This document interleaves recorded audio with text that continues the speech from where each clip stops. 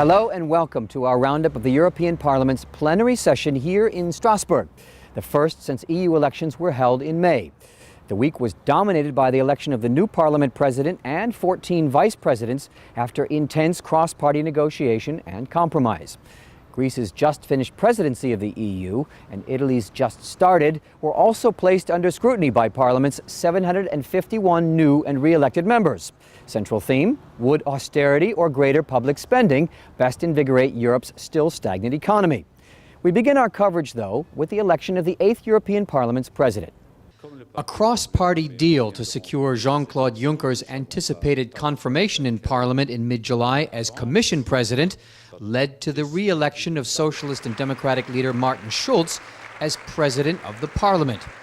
Rejecting Eurosceptic criticism of backroom deals, EPP Chairman Manfred Weber indicated several hundred million European Parliament voters finally had their voices heard and supported by the vast majority of the EU's 28 member state governments. Today it's a very good day for Europe. It's a start of the next period of the European Parliament, and this means a Europe with democracy. We as EPP, we promised the people in Europe that Jean-Claude Juncker will become President of the European Commission, will lead Europe, will lead the European Commission in this regard. And that promise, we will keep this promise. Despite the juggling and technical compromises made by main party rivals in Europe, Weber made clear there are still key party differences on getting more European citizens, young and older, back into the workforce. One of the lessons was to make strong regulation for the financial markets, to give them a clear direction for the future, and we want to implement now the new rules. And the second lesson we learned is that new debt is not creating new jobs.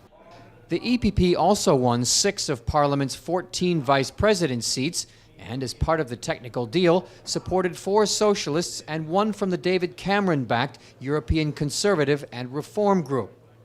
The 6 EPP Group parliamentary vice presidents are former EU Commissioner Antonio Tajani of Italy, Mairead McGuinness of Ireland, Rainer Wieland of Germany, Ramon Luis Barcasel of Spain, Ildiko Gal-Pelcz of Hungary, and Adina Ioana Valen of Romania.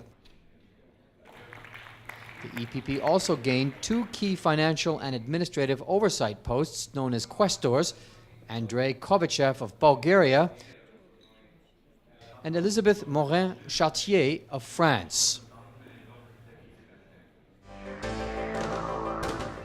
Leaders in the European Council, reviewing their recent summit, agreed that Europe was in better shape and now needed to build up EU investment in job creation and infrastructure without looking fiscally reckless. Outgoing European Council President Herman Van Rompuy said the EU remained on track following a solid Greek presidency of the EU and its push for data and other cross-border legal protections.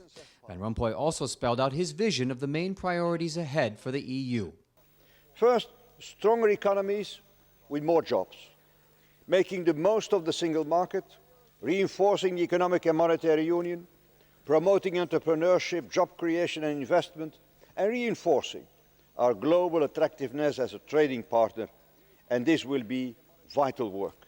Meanwhile, center-left Prime Minister Matteo Renzi, who leads Italy's EU presidency over the next 6 months, said extremists and populists had recently been rewarded by frustrated voters, weary after 5 years of growthless austerity. We're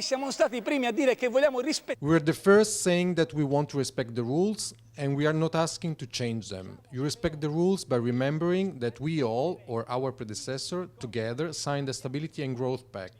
We've got stability, but there's growth in there as well. And what we're asking for now is for growth as a fundamental element for European economic policy. E la richiesta di avere la crescita come elemento fondamentale della politica economica europea. But the EPP's Manfred Weber warned again in no uncertain terms that creating new public debt was the wrong message at the wrong time from the wrong messenger. We have to learn the debt lessons from the past, take them seriously and apply them. That's the only way out of the crisis, to maintain sustainable budgets. And I asked the Italian Prime Minister, whose country has a debt to GDP ratio of 130%, where should the money come from? You said yourself that you wanted to create chances for your children and not build yet again more debt for them.